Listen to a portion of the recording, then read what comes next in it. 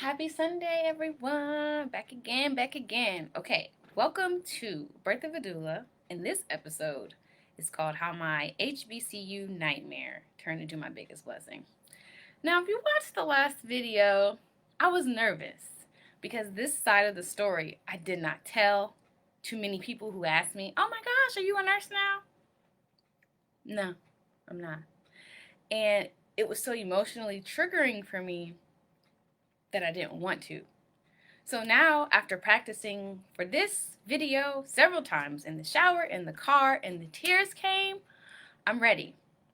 So, in 2016, I went to Southern University at Shreveport to major in nursing, to get my RN to become a nurse, just because I was a new mom and psychology, you couldn't get, or with a psychology degree, you couldn't get a job without getting a master's. That made you lucrative money to live a lifestyle that I wanted to live with my daughter. So I'm like, okay, nursing, let's do it. And I've never been to a HBCU. Have I ever been to a HBCU? No, I've never been to GHO, and I've been trying to go. But anyway, I was like, this is my time. I've applied to all these different places, applying for undergrad, and I got into them, but my mom wanted me to stay close, so I went to Miami, and I obtained my bachelor's. Whatever. So I was like, a nursing program, 2.5 years? In the bag, let's do it. That was not my experience at all. So the culture of the South, if you're from the North, is like a time machine. It's like we went back almost to like the 60s in the essence of how many blacks navigate around each other, with each other, the respect. Like you needed to say yes, ma'am, in order for it to be considered respect.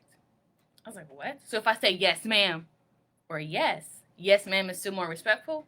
No. So I didn't do that, and I got in trouble many times. However, one particular day will for always ignite feelings, negative feelings in me, and that is what I want to talk about. November 5th, 2019, it was the last lecture of the Med Surg class. And I'm sitting in there, I'm literally wearing this head wrap and this shirt, because I started Forever Rain, which is it was supposed to be like a nonprofit thing me and my mom were doing, but nursing school and this, I couldn't do both at the same time. So I picked just to stick to nursing school and get to Forever Rain wherever I could. Whatever. So I wore this. Cool. I sit in the back of the class, and this class is kind of set up like an amphitheater. So I'm up and I'm closest to the back of the class. And, we're talking. It's a normal class. The teacher, Cheryl Blackshire, takes 20 to 30 minutes of venting and on her soapbox, is what she called it, before she wanted to even start talking about the lecture at hand. And again, it was the last lecture, so we're looking like, sis, we want to learn and get out of here. So she announced to the class on her phone, I got a text message from one of y'all's classmates. She's going to be late because she has a flat tire. We look around like, okay. So the classmate finally arrives. She tells the whole class to clap. I didn't clap because I thought it was rude. I don't know what this girl is going through. Nursing school is hard enough. And I'm like, I know what I'm going through. I'm helping my grandma take care of my great grandma. I have a 1-year-old at the time, 2-year-old, almost 2-year-old at the time. And I'm in a completely different place that I'm not used to. Culture shock. I'm like, I'm not clapping for her because I don't want to give that type of poison to her. I don't want to laugh. It's like we're all making fun of her. The whole class clapped, not me. Somehow, Cheryl knew I didn't clap. So what did she do? She said, everyone clap. Everyone clap. I didn't. She's like, who didn't clap? She looked for me. I don't know how she seen me because it was this big Sherman Clump-sized pillar between her and I. And once again, I'm at the back of the class. So how can you see me? Erica, you didn't clap? And I just shook my head. No. Well, clap. If you want to participate, clap. Again, I'm getting all this attitude for not clapping for somebody, and it's the last lecture, whatever.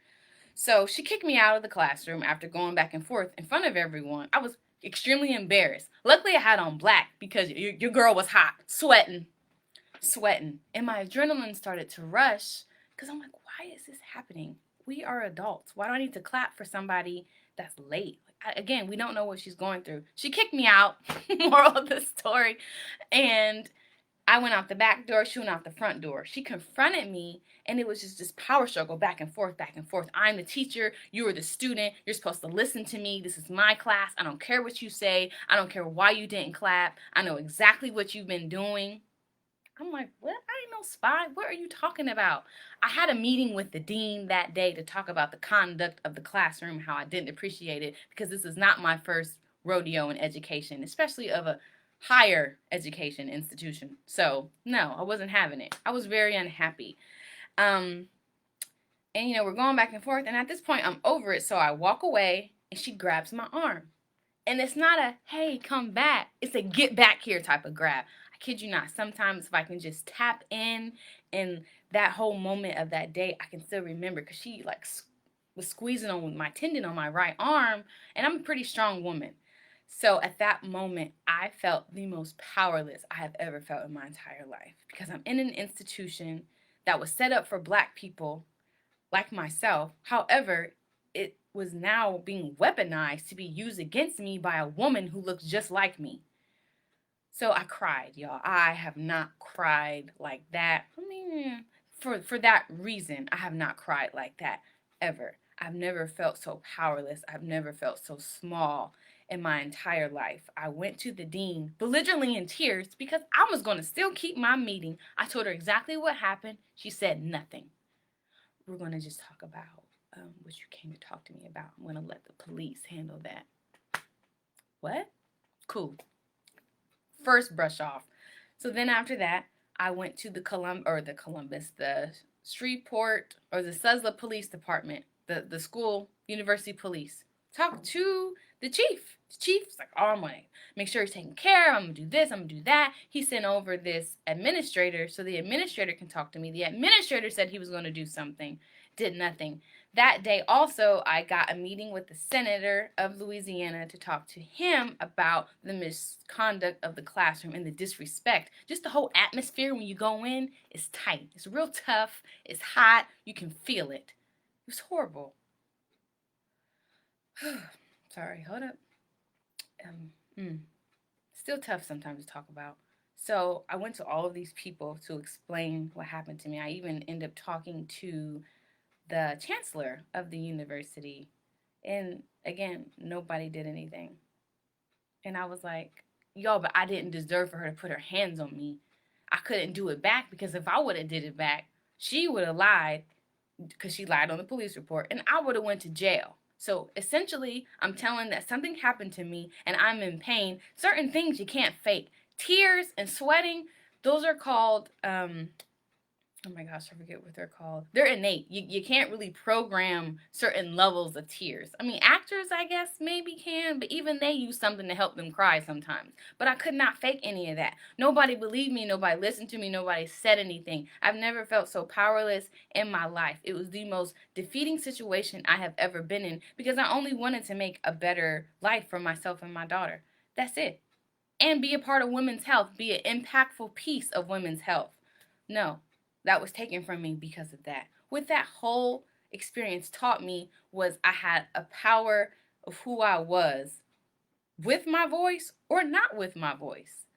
So now I take that whole experience, learning how policies work, learning how institutions kind of have each other's back, and now it prepared me so much as a doula to be my clients' advocates. And that is the moral of the story. That traumatic experience put so much emphasis on how powerful my voice was, and knowing your importance and not letting people dissuade you or demean you like I was in that whole experience. Because now I'm ready. I'm ready to serve my clients. I'm ready to have their best interests. I'm ready to make sure the doctors, the midwives, the other supportive partners are there for the mother, because birth is no easy task. And sadly, it had to come from this big traumatic situation. However, if that didn't happen to me, I wouldn't be as strong as I am and prepared as I am to take care of other women in their most vulnerable state. So, yeah, I think that's about it. Hope you guys have a good Sunday. See ya.